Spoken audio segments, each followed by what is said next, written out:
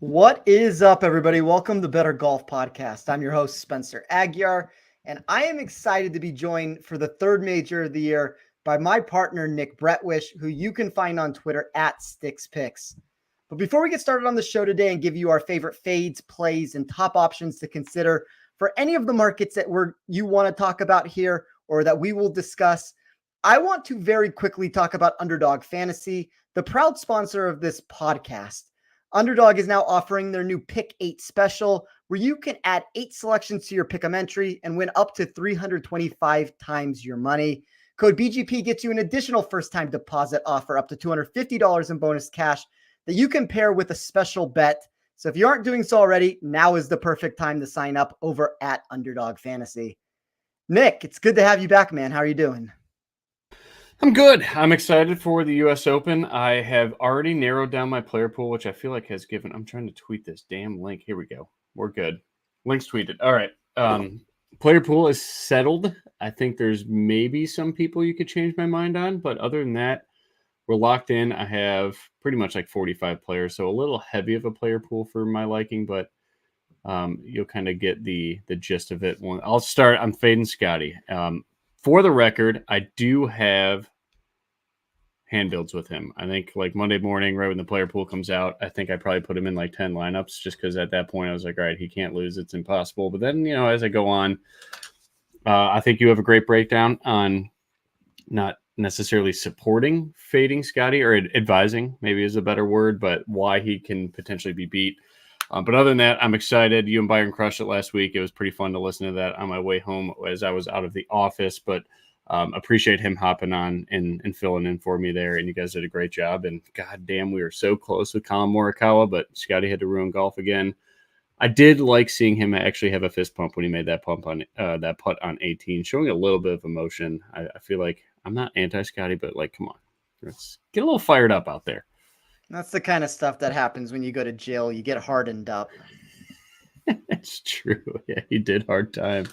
All right. Where do you want to start? You want to go through your bets real quick? I know that I love your outright card. Now that you mentioned it, I did end up taking Zalatoris at 100-1, which is terrible, but he's getting his distance back a little bit. So I don't know. Maybe he's just iron play away from everything clicking. But I don't like that ticket, but I do love your outright card. So what do you got? I went very heavy at the top, and you can hear a full breakdown of that on the Links and Locks podcast at Action Network. That is, it's going to be out in a couple hours. I don't know exactly when, at what time. We just filmed it a little bit ago, but I took this approach, and you can kind of get more of that of what Nick is discussing with my Scotty Scheffler fade in that area, where I think there are some golfers at the very top of this slate where golf is right now being viewed as a big one. And I tend to think that even if one player is the one that's winning all the events, from a statistical outlook, it's actually more of a big three where, yes, one of them has separated from the rest of the pack, but the other two are putting together finishes where if you could just give them each an additional victory, I think this would be looked at a lot closer. So some of these numbers have moved. I got this early on Monday. I took Xander Schauffele at 13-1. That was at Bet365 inside their enhanced market. Bet Rory McIlroy at 14-1. That was over at Bet Online. Hideki Matsuyama 55-1. That was a Bet365 number also. And then I closed my card with Min Woo Lee 85-1. You can still readily, for the most part, find 80-1 available. Nick, you mentioned that you have a player pool this week. The last I had talked to you, I don't know if Min Woo was going to be a part of that. If he's not, what are the chances that I can convince you to actually put him in the player pool? He is in my outright card. Dude, I'm seeing like 14% ownership on Minwoo Lee. I think on principle I got to be out. It's a great price. Like, don't get me wrong. Okay, let me ask you this, so, like, Nick. Go ahead. I was just very quickly, you don't have to give me all the places. I mean, not that it matters. It doesn't do anything for anything we're talking about, but where is the majority of that ownership coming from where you're pulling? Data Golf, Stochastic, and Roto Grinders is a lot less. Let me pull up where Minwoo is there. I got to refresh too. No, Minwoo is at 14% on Roto Grinders. So on Data 7,300, like, it's a great price. Data Golf where is one of the ones that I use the majority of my polling from, and I have not updated this for the record in Oh, they're at 9. Yeah, They're at I have 9. 9.85 was the last update on my end. So here's my dilemma. I would rather go all the way the fuck in on Sam Burns and potentially even Tom Kim. And here's another thing is I kind of do like Cameron Young to where I want to, like, I feel like he's going to fall under the 5% range in this range because everybody's going to go to Minwoo or Tom Kim probably. Maybe Sam Burns. I just don't understand why Sam Burns would be sub 10% when he's a great driver of the golf ball, good short game, great putter, obviously, like all that good stuff. And his game is in good shape. I don't know.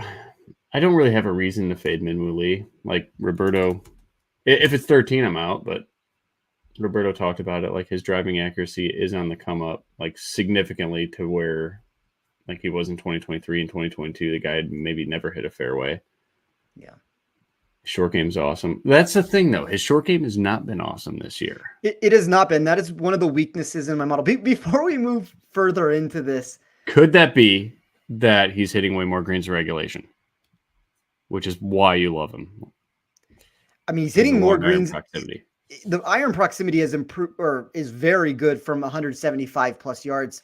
A lot of the stuff from within that still has massive red flags inside of my model. I guess, I mean, naturally based off of that answer, he's going to be better. I want to very quickly, Nick, before we move on. I saw Scotty in the chat say that Rory's getting back with his wife. Is that factual news? I have not seen this yet. I miss Scotty. I have no idea. He would know more than me. Is that true? I'll go to news. Yeah, oh, it is. Divorce off as couples resolve difference. Damn it. We should fade. He was. What's going on? What do you have? Like a 2-weeker with Amanda Balionis, and he's like, you know what? This isn't working. I don't get it. I'm less bullish on him than I was before. Thank you for bringing that to our attention, Scotty. That is what really matters here. I don't know. I mean, I still think that he's a fantastic play. I think you said it best with Xander and Rory. Like, those guys can get extremely hot with a putter, and that's how you can beat Scotty Scheffler. But I don't know. I don't have strokes gained divorced, and then you know what? Amanda was not as good as I thought. I don't know. I don't want to dog on her either. She's a nice girl. I've never met her, but Amanda, if you're listening, I'm sorry. I mean all this with utmost respect, but I'm still fading Scotty. I'm not paying $13,000, but I would not advise you guys to do that. Like, he is the best course fit by a million. I guess, I mean, I'll let you talk about some of your betting card before we officially move on. But let me just ask you this as we're on the topic right now. And then once you give me your card, we can move into this $10,000 range. But what ownership do you see on Scotty? And what is the difference between Scotty to the rest of that pack, which, I mean, I guess is going to be DeChambeau, Rory, Xander for most. I guess Koepka too. I guess those four. My aggregates have Scotty at 37%. I'll take the over. I don't see how many people would have the balls or the lack of brains, potentially in my case, to fade him. Rory at 17, Xander at 22, and who else? John Rahm withdrew, so no one else in that conversation. This is probably, I don't think I've updated with John Rahm withdrawing, but what was he going to get? 5 to 8% max. So I don't think it changes a ton. I had him at 5%. I'm probably too low based off of my numbers compared to yours. I definitely trust your ownership more than mine. I have Scotty at 40.28%. I would lean towards that probably being more accurate. On the other end, though, with Xander, I only had him at 16.5%. I do tend to think that you're probably right that he gets into that 20% or higher range. Yeah. What do you have? Let's get into some questions. Yeah, if you guys got questions, fire them up. Morikawa is not in that conversation of pricing, so we'll get to him. But my betting card is Minwoo Lee. Also, you did talk me into that, so I get it. I think the upside is completely there. I think everybody's going to steam him up. I do think he's going to close around the 12 to 15% ownership range, and if he misses a cut, I think that's a landmine I could avoid by some other guys that I do trust a little bit more in that price range, mainly Tom Kim, Sam Burns, probably even Sanjay. I think that we both convinced ourselves that he's back. Yeah. Rory at 12-1, Tommy Fleetwood at 44, which I stand by that pick. I like that one. I do too. And I did it again. Tony Finau 75-1. So Circa has Tony Finau 75-1 and Tommy Fleetwood 44-1. Tony Finau's probably never going to make enough putts to win, but it's coming to life a little bit, just a little bit. I do. Let me take a couple of these questions that have been asked. I think there's been some good ones. So Jacob said, "What's a reason to not put the house on Hideki?" The answer is always Back, withdrawal, always injury and putter. Those are the two things that come into play for him. He's going to be a statistical darling when you build a model. He's inside of the top 6 for me in any way that I ran it. Do think the outright number is nice. I have that ticket myself. Zach Jeffers, can we get back to Seabez this week? I have a head-to-head bet. You can still find it at Bet365. Bezadenhout minus 125 over Adam Hadwin.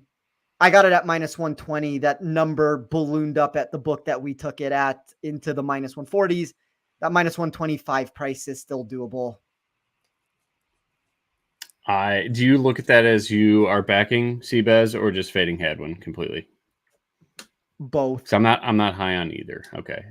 Bez is like, what do you have his ownership at? 12? We're just going way off the ownership is massive inside of my model. So it makes sense why it would be. He's a $6,200 golfer who has been, it's almost the Sepp Straka argument of this, where those are going to be the two chalk plays in the $6,000 range, just with the results that we've seen. But I am fading Straka. I think with Bezadenhout, it comes down to an ownership game more than anything else, but I like him here. I think he's, which is a weird answer to give, and this doesn't mean he's making the cut, but I do tend to think, for as volatile of a tournament as this is, and for a golfer that is absolutely horrendous off the tee in all metrics, whether that is distance, accuracy, anywhere you want to look, he is very robust in all the other areas. Best finish in the major, T30 in 2021, but his ball striking is the best it's ever been. So he's a different player now. Very true. All right. A local ringer at greater than 1%. I will go with Scotty Scheffler. Easy question. Thank you, Casey. Stick around. That's easy. I like that. All right, let's go to the top of my board here. 10K and above. Here are the 4 players that are in: Brooks, Bryson, Xander, Rory. Again, disclaimer, I do have like 10 hand builds Monday morning with Scotty Scheffler. So if the Masters thing happens again, which I would love that to happen again, that would be why. Brooks, I'm having a hard time reading. I feel like his ownership is going to creep below 15%. Everybody was kind of on him at the PGA and the Masters, and I feel like now that love's lost, and he's just not a sexy item this week. I think he's a perennial driver of the golf ball, hits the ball very high. I think he'll have no issue stopping it on these greens. Bryson, I truly did want to fade. Xander, I can't say anything wrong about him. He's my favorite player in golf. For some reason, I bet Tony Finau more than I bet Xander. But Rory McIlroy as well, same thing. The divorce thing, though, I like Scotty. We should take a stand, just get him out and start at Xander. But I think Rory has a ton of win equity in this tournament. I do too. To me, there's, I said, the big 3 more so than the big ones. So I do like Scotty. Like, I still think he's playable. He's playable, and absolutely, yeah. I'm not going to go as far as, like, I don't want that to be lost to where, I know you're not saying this either, Nick. This is you being aggressive with your builds. It's not a testament against what Scotty Scheffler is or isn't going to do here. But I guess when I look at my board, and I wish even at 5% ownership, like, I would have eaten up a little bit of ownership there with Rom. I don't know where that's going to necessarily move at this moment. It's probably going to go because Xander is the easiest to get to, and maybe that's where my increase or my lack of increase that I have right now on Xander is not showing up for popularity. But Scotty, Rory, Xander, that's kind of where the majority of the win equity is. I am much, much, much lower than consensus on Bryson DeChambeau. You could sell me really one way or another on Brooks Koepka. I tend to think, though, that this $10,000 range has so much more win equity than what we have in the $9,000 territory. So yes, I like the big 3 there. I'm going to play the big three, and I could make a pretty sound argument to get rid of everybody else. I love it. All right. So in terms of cash games, we talked about a lot of the ownership there. Scotty Scheffler, I think, is a lock in cash, right? I mean, he's literally a walking top 5. High ownership, I was surprised at. Great question. I think Minwoo Lee is going to come in a lot higher than what most projection places will say. Christian Bezaden, how would I get? He's a clear misprice. Sepp Straka, I saw like close to 15% at 6,500. And then Benny On up there pretty high too. What are your thoughts on that? I like Ben On. Fuck. You want to talk about apex and players that fit this course? He hits the piss out of the ball. Yeah, as we're moving across this, I see Trevor's question about what Adam Scott's upside looks like for me. I know you're very high on him, Nick, and we can have this discussion as we move forward, but I think he's a borderline top 30 sort of an upside play, which I guess is it's a value at that price. It's a value based off of where we're at right now. So I worry about what the actual upside ends up being. He's a model breaker every single week, and I never quite seem to get the results that I want from him, but a good spot for Adam Scott. I know he's a golfer that didn't think he was going to be playing this tournament. Yeah, that's true. So you would lean Bryson over Brooks in that upper tier? No, I would lean Brooks over Bryson. I want to get Bryson out of there. All right, 9K. I absolutely love Victor Hovland. I think everybody probably loves Victor Hovland. I love Ludwig Oberg. Morikawa, what can you say wrong about him? I think in cash games, I probably got to play him too. So I have Scotty Scheffler, Bez, Morikawa, and Sam Burns currently. Would you fade Morikawa? I'm making my MME for the Millie Maker, so it's like shooting for the moon type of shit. So I should probably, I don't know. I can't get rid of Morikawa. He's got significant top 5 upside, and he's 9,400. Seems like a misprice. I would rather, if I'm being honest, just get fully rid of DeChambeau, and you can sell me one way or another on Koepka. I feel like I just don't want to miss Brooks going off when not many people play him. That's fair. I don't have a problem with him being in the pool. He's a value across the board, and he's neutral when it comes to leverage for me. So I don't have anything wrong to say about him.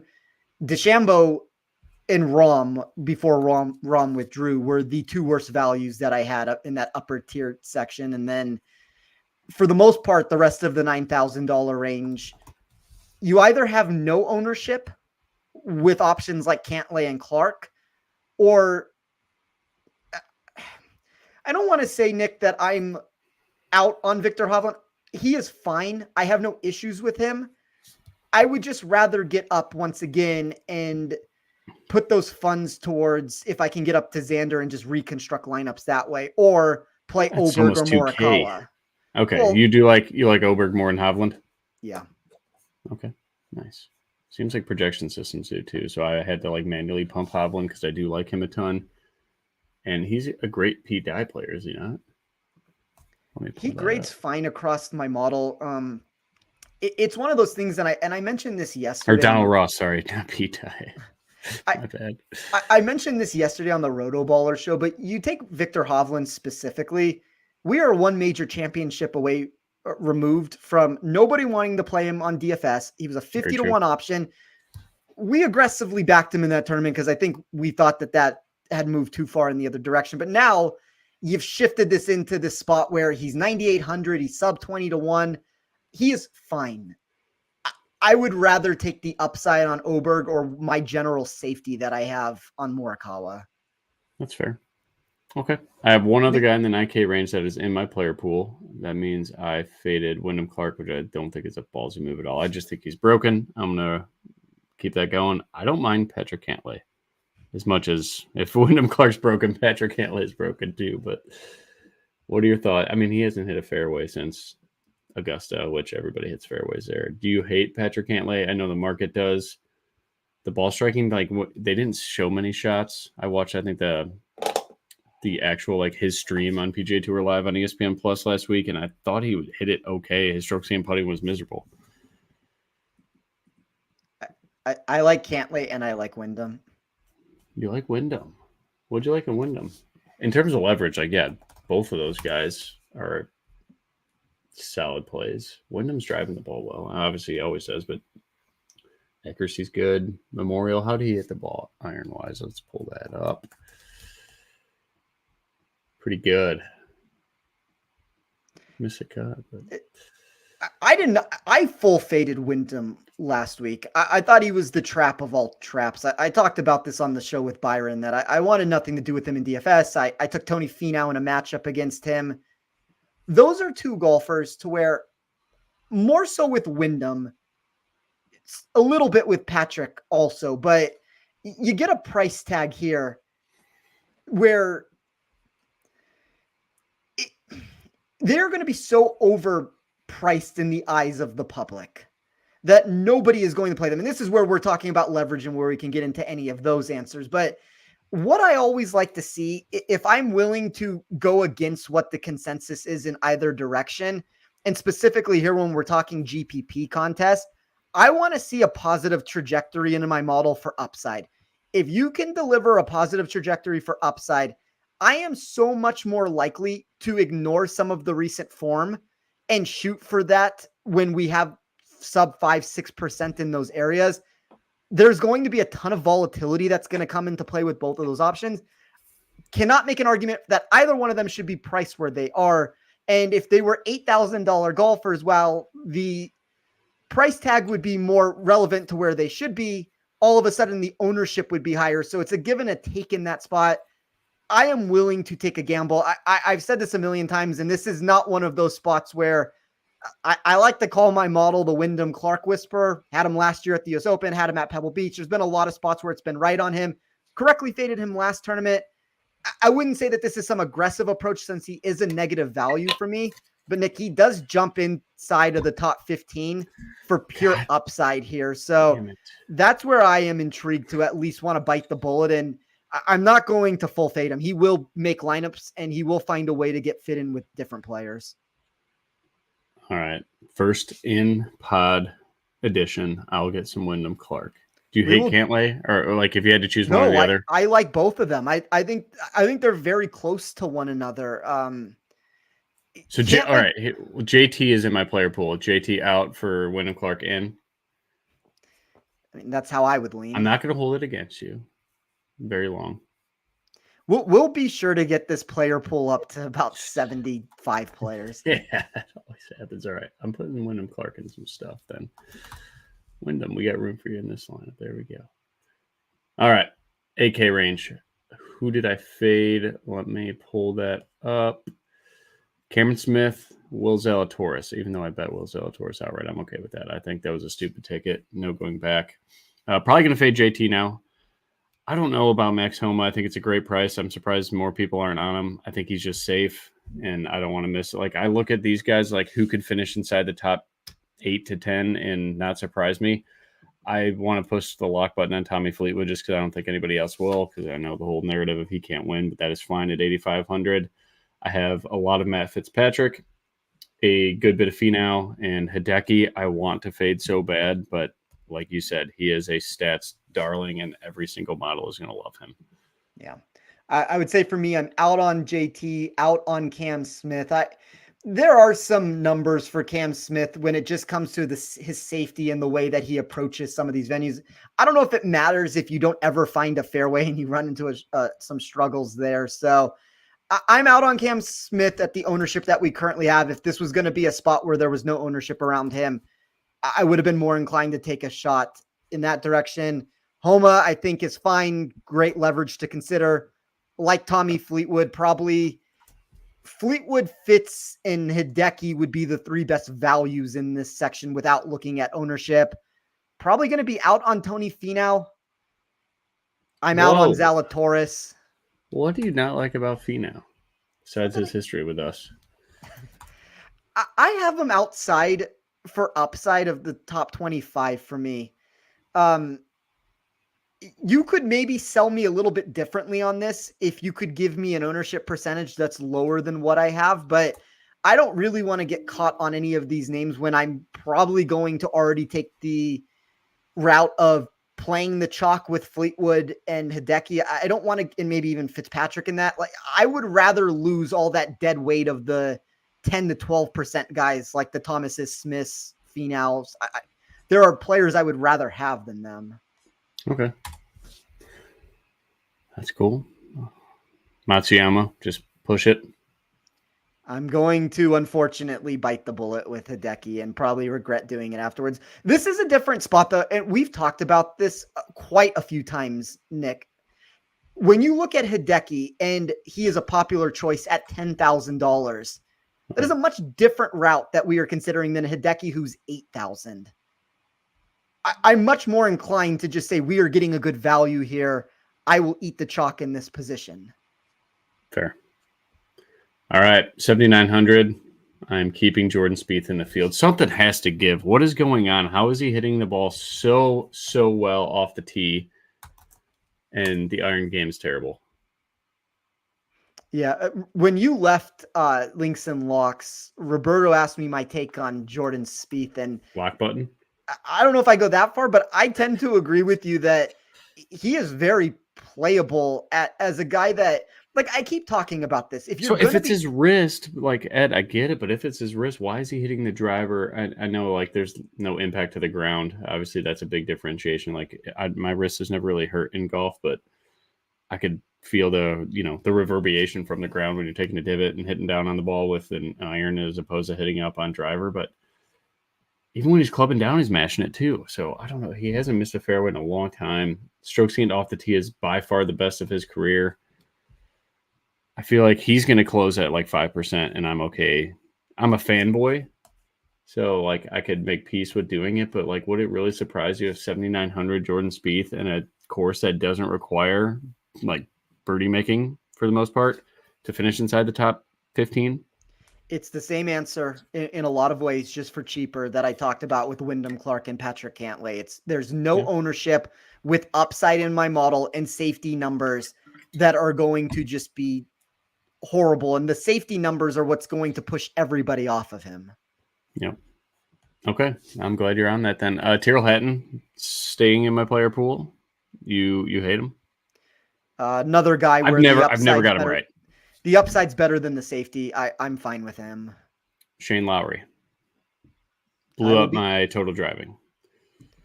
Can't make a putt. I'm out on Shane. Where to me the value is, and you texted me asking about that range from 74 and down. 74 and down. Like, outside of, I'm not really that high on Corey Connors.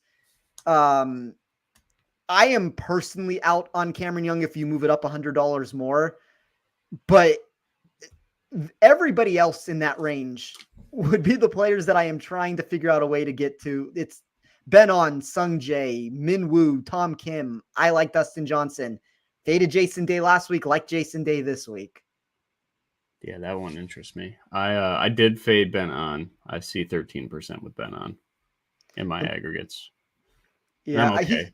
I'm okay fading him. He's been trending up just because I think that's a data golf thing where this started. And I don't necessarily love him as much in the outright market as data golf seemed to. But when I ran my numbers initially, top 20 player for projected win equity, which is going to obviously put him as a value when he was over 100 to 1 to start this, inside of the top 20 for me for safety and overall rank, I have a hard time getting off of Ben On. Even if you look last week, and I had a head-to-head bet on Saturday of Ben On over Zalatoris. Entering the fourth round, Ben On should have been, if you just took his baseline short game, and his baseline putting is never a good thing, which means he's even worse than that. He should have been inside the top 10 of that leaderboard. And when you usually get these positions where a player is striking the ball really well, and you only can get up to a 22nd place finish, there's more potential that's there that I don't think he produced. And it's unfortunate because data golf somewhat ruined this game by saying he's the best value on the board, which I unfortunately agree with them as him being one of the best values. It's just value is value when you're looking at a 7,100 price. I could make a really strong argument for almost any of those guys that we talked about, Tom Kim included, where they should be $8,000 or higher. And in a major championship, you get a suppression of a price in a lot of these spots. And it's why you get soft pricing, and it's why it makes it very easy to get to a name like Scotty Scheffler, because you have options. And I've seen Russell Henley's name pop up a million times in the chat already.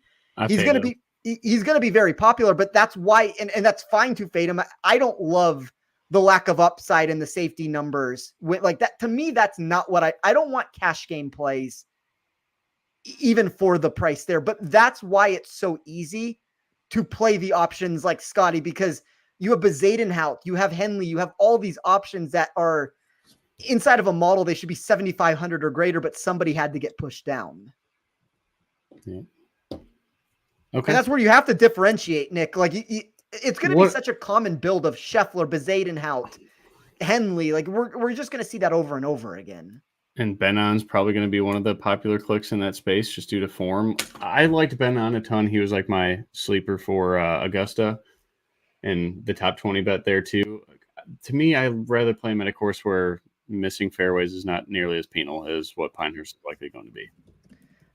Ben-On, regardless of the ownership, I can't get off of him. And I think really the reason for that more than anything is, so as everybody knows, I run my model over a 2-year running perspective with it. But one of the things I like to add through some of these events is I like to take a much shorter term outlook of players in specific categories that are geared towards the venue. So driving distance for Ben-On, inside the top 5 for me, driving accuracy outside of the top 75. But when you throw them specifically at courses that are going to be similar, so strokes gain off the tee at hard scoring, strokes gain off the tee when fairways present a penalty, strokes gain off the tee when you have these hazardous conditions that come into play.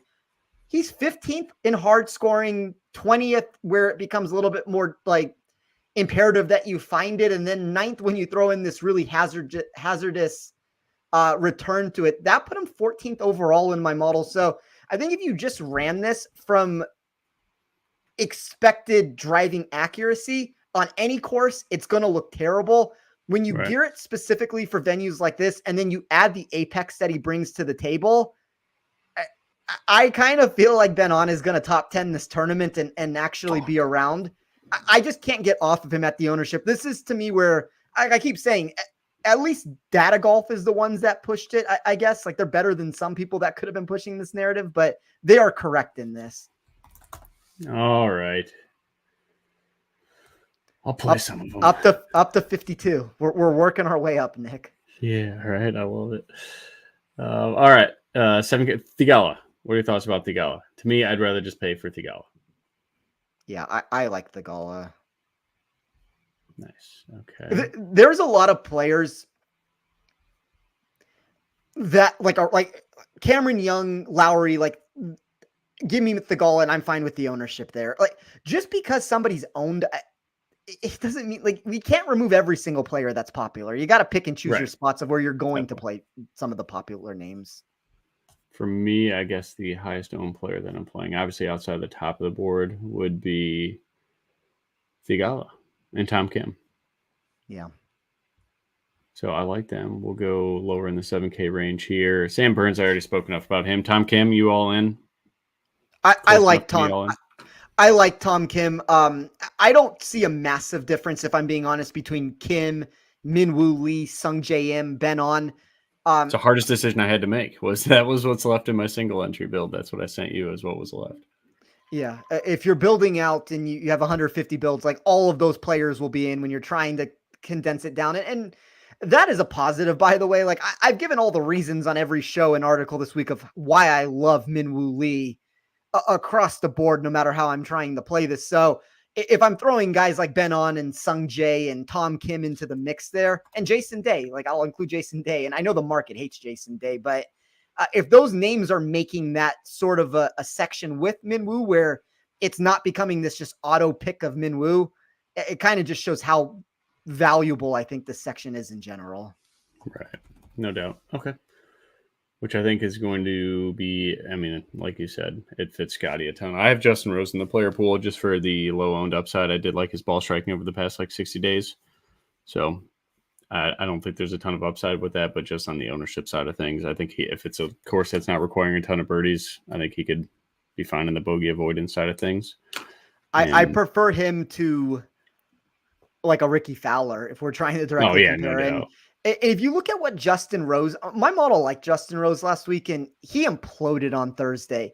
He got it together on Friday, but it was too little too late. I would throw that Thursday round out the window a little bit. Can't say that I necessarily love where Justin Rose is, but from a leverage answer, see, I'm so high on Min Woo that I still think he's leveraged no matter where we're getting here, just because my model thinks he should have been a $9,000 price golfer, and we're never going to get that here. So it's going to end up being leverage. But outside of Min Woo and I guess technically Dustin Johnson, you like DJ, right? I like DJ a lot. This is a position. I have him in currently.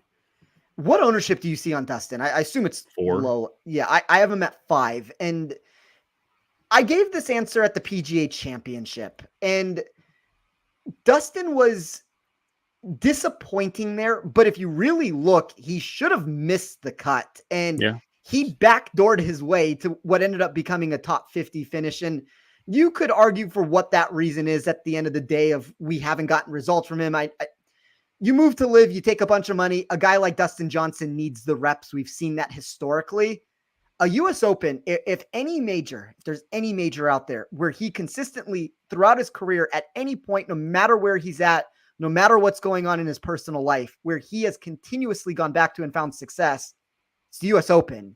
He had a run there from, I mean, if you want to look at like Chambers Bay, where he should have won that, and then he won it the next year, and a little bit before that, and a little bit after that. He was a top 5 machine over and over again. So really nice course fit for him where people aren't going to want to play him. It's almost, Nick, where like the PGA Championship was the last time anybody was willing to bite the bullet, and he didn't achieve a result that anybody felt super great about. I'm willing to go back another time here. And if we don't get the result that we want, we might need to have a discussion moving forward of what we actually need to do with Dustin. But sub 5%, like look at his price tag. There was a time this guy would have been, put him with what's happening on the PGA Tour right now. 4 years ago, he's like Xander or Rory in this field. Like that's what the price tag would have been. Yeah, and he's a great driver of the golf ball. That's still there. I'm in. I think, like, again, for him, like a course that's not a birdie fest is a perfect fit. Like the PGA Championship probably wasn't like a great fit for his game and kind of who he is right now. And like Jeff just said, like Johnson, like he's gone these days, and there's no ownership. It would be one thing if he was a $9,000 golfer that had 15-20% ownership. The fact that nobody wants to play him, it's hard to find somebody, and maybe, yes, you are hoping that he turns back the clock a little bit, but that's something that I'm willing to do when some of the recent data, even specifically at these majors with how I ran it, I don't know if the results are as bad as the perception is. Yep, I'm with you 100%. I'm glad you said that. 6K range. Let me see who I faded. I faded Sepp. Oh, I faded the fucking whole thing, it looks like. Which is kind of why I'm not playing Scotty too, because I don't want to fall into all these guys that are 8 to 12% in this range that I don't think are very good leverage in a million maker competition. I did fade Russ. That breaks my heart, but I'm sure he's going to close around 12 to 15%. He does every time. Burmeister. I'm seeing high ownership on Dean Burmeister. Are you seeing the same thing? Yeah, he's definitely trending up. I'm out. Harris English, I tried to talk myself into, couldn't get it. Don't like the just mixed range of ball striking that we're getting. Denny McCarthy, hard pass. Thomas Dietrich checks the Apex box. I took him out at the last minute due to iron play. Austin Eckroat, I'm worried about his around the green. I think that, he actually kind of held his water a little bit at Muirfield Village. I thought that would beat him up a lot more than it did. Great driver of the golf ball. I'm not going to say much bad about him. Berger, we don't need to talk about. Billy Horschel is chalk that I faded. Probably a really good course fit, and his game's starting to turn back into form, but I see like 7 to 8% on Billy Horschel. I'll just take my chances with other guys in that area. Sepp Straka, I'm a hard pass on that. Other than that, like ownership-wise, Adam Hadwin was kind of up there that I took out. Bezadenhout, I'm just playing on principle. If he's going to be over 10% at 6,200, I don't think he's a part of the million maker lineup, so I'm just going to fade. But a great cash play. Guys that I was heavy on was Adam Scott. I'm seeing him at 3%. I think that he kind of not necessarily going to fill it up, but is safe enough to play very well here. I do like his driver. I like the increase in putting that we're seeing. Keegan Bradley in great form. Siwoo Kim, dude, I guess I always go overweight on Siwoo Kim, but Team No Putt, are you worried about Siwoo at this course? Everything else is fantastic. There were 15 golfers that graded inside of the top 50 of my model in every single category that I looked at. Every single, I mean, they're pretty much all the favorites. There was one option that was outside or below the $7,000 range that made it. That was Siwoo Kim. Yes, let's go. All right. Siwoo's in. I think a lineup with Siwoo and DJ can get me. Dustin, ironically, whether you want to count these stats, because like, what are we actually getting from him? Where is he actually at with his game? That's a different argument to be had. But Dustin was one of those 15 also. It was like Siwoo, Sungjae, Ben On, Minwoo, Dustin. That was kind of that $7,000. I don't know what Tom Kim missed out on. I know he was very close, and Day missed out because of the iron play. He was just a one-off in that category, or else he would have made it. Fair. Okay. I don't get the Day thing, but if you had to choose one, Hatton, Lowry, Theegala, go. Theegala. All right. I'm worried about his fairway ability. Other guys I was high on in the low sixes. What are your thoughts on Akshay? Back in North Carolina, obviously has the personal ties to Grayson Murray and everything like that. Like, it'd be awesome story. And I like Akshay. I think he's a really good player. And just, once that around the green short game comes around, I feel like he's going to be a force to be reckoned with because he is a fantastic driver of the golf ball. Iron plays there, long iron plays there. I kind of like him if no one else does. Yeah. I was very surprised that he did that well at Muirfield. I know it's not like that well in that field with only 70 players or whatever it was, but his expected stats for me going into that tournament were way, way below what he actually did. I think Ed kind of said it best. Like, the $6,000 range is way too popular with a lot of these options. And I like Bezadenhout. That's probably where I get different from you, Nick, where I regardless of where the ownership is, I'm going to play him. Pretty much every other option that we have talked about that is going to be popular, I am willing to remove them from my player pool. So, like, really what the question becomes is, where is the contrarian nature of these builds? Who can you play that isn't going to be as popular than all these other names that are just going to be over and over again put into builds? I kind of thought Dietrich was intriguing. Akshay would technically be, probably from an upside answer, one of the best plays that to be considering in that section. You like Power or Sergio? Sergio. I kept Sergio in my player pool for what it's worth, just for the total driving. Probably not. Like coward that I am. I would probably rather play.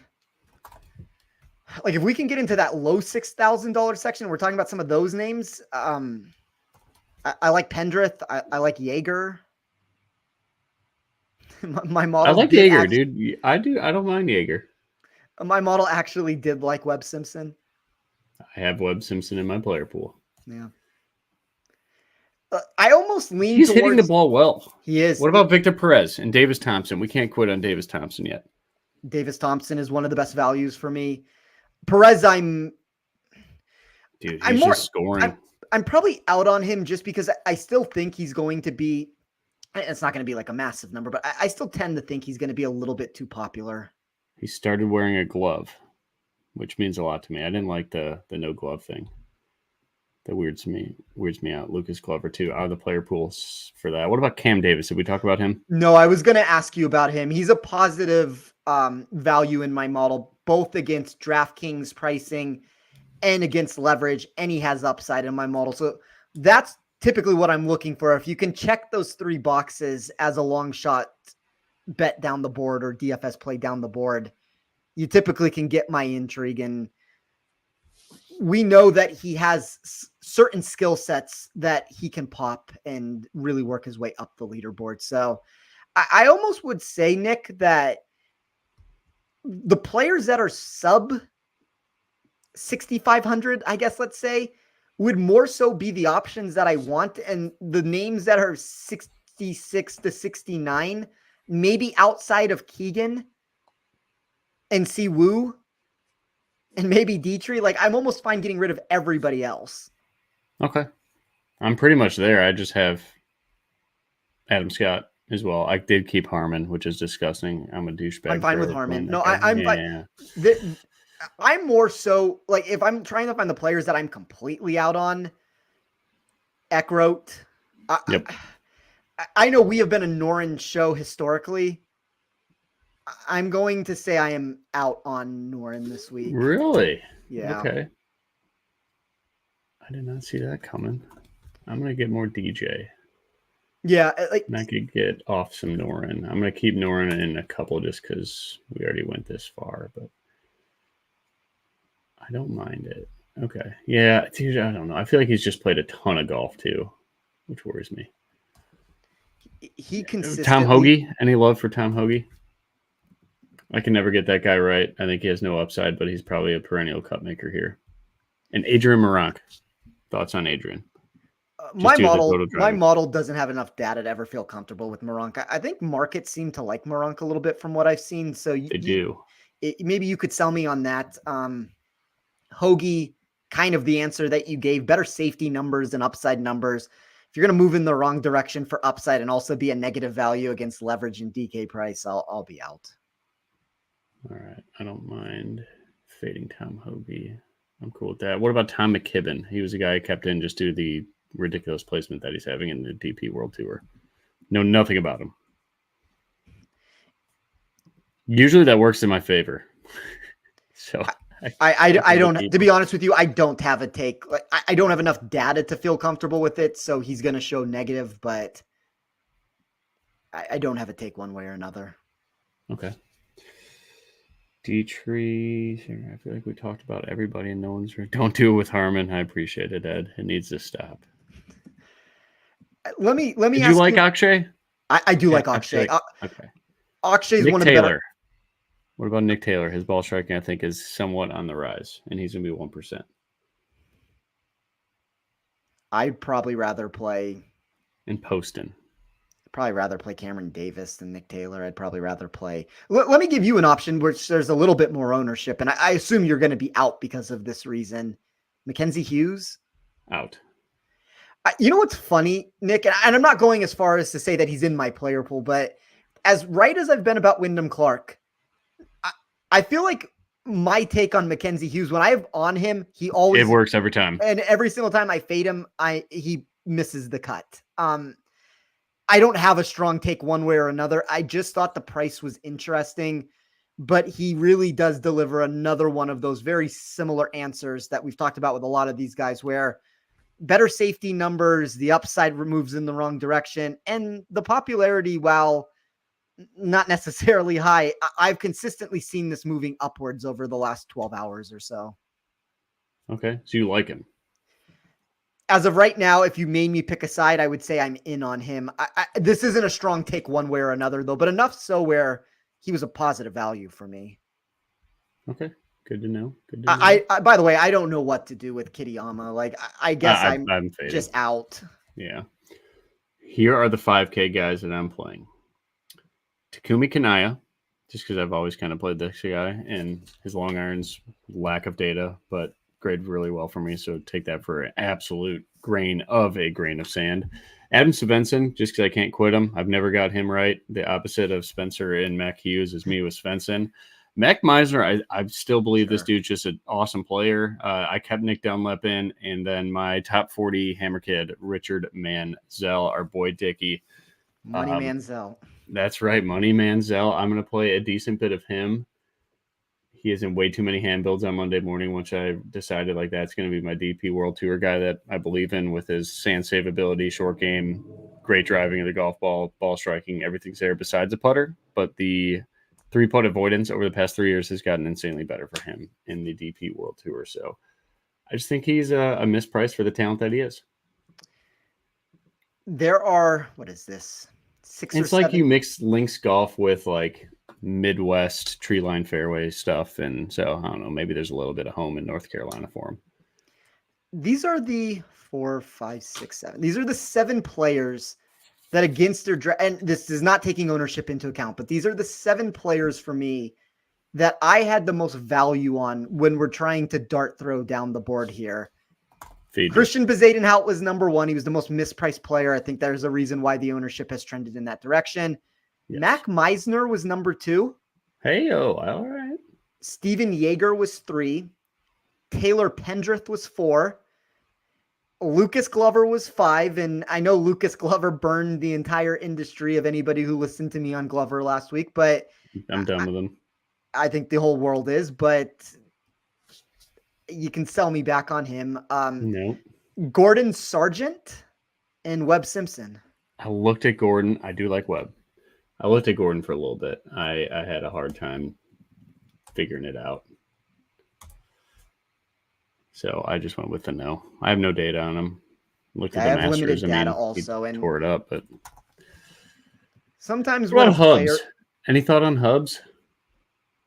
My model liked him. He was. If you want to go down like a couple more names, and yeah, what else you got? I'm just saying, like, he would be a positive value based off of that list of 7 I was giving. Like, he's not too dissimilar to a lot of those options. Like, Russell Henley would have been next. Min-Woo Lee, Davis Thompson. I guess the name that I actually will throw out there if we're looking for somebody that kind of fits into that Hubbard range for me, Adam Schenk. Dude, he is so bad right now. That's the problem. He has been horrible since Augusta, I think, is when I may have played him then, just because Bentgrass greens. He has been, well, he finished T13 at Byron Nelson, which is a pretty good finish at that tournament. That's a tough spot. Terrible since then. You know, Nick, when we look at this and we go back throughout time, I've given up on my fantasy team in the league with you, but I offered you a lineup. Thank you for that. I offered you a trade for Adam Schenk that will go down as one of the worst declines that anybody's ever made in the history of life. Who did you offer again? Well, I mean, I have my fingers crossed that I will get myself. You want Ben on? Well, no, I hope I get myself kicked out of the league for this, like by giving this answer. So if Tommy's listening, please remove me. That's all I'm asking for right now. But I think I offered Ryan Fox. It was like a 4 or 5 player package plus $20. And the side money. Yeah. And the side money that hopefully will get me kicked out of the league. Rio. You could have Schenk if you want him now. I probably need him. I offered Rio. I think it was Rio, Fox, because I didn't have, like, this isn't because I believed in him necessarily. I don't have enough players for these elevated events. And every single week I find myself picking up Brandt Snedeker, and the Min-Woo Lee pick has not worked out, and the Nikolai Højgaard pick has really not worked out. So maybe Min-Woo works out for this tournament, but that's the reason why I don't have enough player for these elevated events ever. And you got a good roster this week. I'm better. It's funny. I'm better in major championships, and I'm better in your run-of-the-mill events. These elevated events, I'm dead every single week. I work myself up the leaderboard in every other tournament, and then I implode once we get to an elevated event. During the Genesis, I forget what the kid's name was, and he made the cut, which credit to him. I had to play some random guy in that tournament that was like the sponsor exemption into it. That's what these weeks have been for me every single time. To the kid. Who's the kid? Oh, Chase Johnson. Chase Johnson. That's exactly who it was. I had to pick up Chase Johnson, and I'm just scrambling for players. It's not a good look. Yeah. Last guy, SH Kim. I don't like the iron play. But I have grades as a short game guru, so I won't talk you off it if you guys are in. I'm indifferent. I do think options like him and Justin Lauer are probably values from where they're priced. You could do a lot worse than names like that. I'm also not necessarily super aggressively trying to back any of them. Respect. All right. That's all I got. You want to give me the winner for this tournament? Is it Scotty? Is it somebody else? Tommy Fleetwood gets it done. My numbers love him. Yeah, my numbers love him also. I gave a very, as a person who didn't have a Tommy Fleetwood ticket this week, I feel like I gave a very impassioned speech for why everybody should consider Tommy Fleetwood. I did appreciate that. I tend to think he's one of the best values on the board, which is a weird answer to give for a golfer that I don't have on my card and has never won on the PGA Tour. So take all of that for what it's worth. I will say, I don't love the news that Scotty broke on us here of Rory McIlroy. I almost want to now say Xander ends up winning this, and after not winning a major, goes back to back in these things. But that'd be awesome. I'd be very excited if he did. I'll go Xander, I guess, based off of just to be a little bit different, because I feel like Rory is such a consensus answer at this point where it's the right people that are on that. Because I do have the outright ticket myself, and I know you do also, Nick. I think it makes a lot of sense, but I have heard nobody give Xander and kind of a spot to get different. Love it.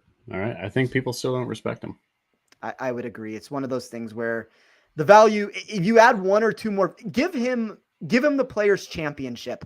Give him the Players Championship and then give him the PGA Championship. And I bet you this number would have opened at 8 or 9. Yep. I agree 100%. He's the second favorite in my numbers. Yeah, him and Rory are very close, but that's kind of where the gap is, them and then everybody else beneath. Oh, we haven't really talked much. I just want to at least have this conversation. I know you mentioned him for a second. I know both of us were very intrigued on Ludwig Åberg. Neither one of us got to him inside of the outright market. I was very close at 22. I was very close at 22, but when I did Rory and it was either Rory and Fleetwood or Rory, and I can't get Finau if I do this. So I lose the Finau ticket if I play Rory and Ludwig. I priced myself out by going Rory and Xander up top.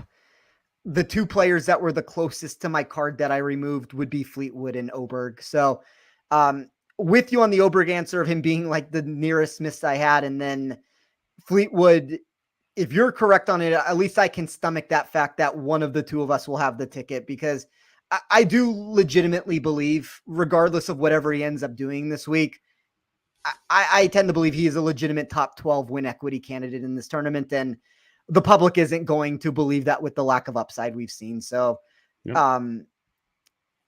anywhere in that 40 to plus range makes a lot of sense. And I don't know if you have access to like Bet Online or Bovada or any of those books, Nick, but I got Bet Online. I don't know if he still is, but Åberg this morning was 25 to 1 there. Oh, okay. Let me pull that up as we are on. I'm still like kind of breaking my 25 to 1 on Bovada and Bet Online. Yeah, so I think it's a good number. I think Circa had him at 20 flat too, which I appreciate. Like I like to see who they're relatively like the risk is on, and I would assume if they're lowering his number already, then they're taking some respected action on him. Yeah, that and I like to see where Bookmaker usually has. Let me see where Bookmaker has him out of curiosity. 19.5. So there you go. I had proper at around 22. That injury concern, I guess, and just with me going aggressively towards the top, there's no world I can take all three of those, but Åberg is a very intriguing play. I'm with it. I thought I just had the Millie Maker ticket, but I don't. Fuck, this is tough. DJ, like playing DJ just gets you so out of the comfort zone, and I think that's a great thing, but it is tough to stomach. Because then this lineup leaves me to 6,800. Oh, Siwoo? Probably. Just lock it in. I'd rather leave money on the table, though. But all right, Siwoo, go get him. All right, have a great night. Appreciate you hopping on. Unless you had another question. Let me just say one thing to that. When you leave a lot of money on the table, and I don't think you're leaving enough money to really give this answer here, but like the way to play Bezadenhout for me, kind of where I'm trying to go when I fit him into builds, is if you leave a lot of extra money on the table, you naturally make yourself different just based off of that answer. So do not be afraid to leave extra funds on the board this week. That is going to be how you can differentiate a lot of these builds that are going to be maybe a little bit chalkier in spots that you would normally want to be. So just a parting little thought for everybody out there, that just because you're playing chalk doesn't mean that you can't get away from it in a different direction. But you can find Nick on Twitter at SticksPicks. I'm at Tee Off Sports. As we always talk about, if you ever have any questions from any perspective, DFS betting, anything like that, please feel free to reach out to us. And then use the code BGP to get a $250 match bonus over on Underdog. The site is buzzing with everything that you want, with all of those increased contests that they have with the pick 8 and all of that. So if you're not doing so already, sign up with the code BGP. We would greatly appreciate that. Thanks again for all the support everyone shows us out there. And we will see you guys back here next week for another elevated event.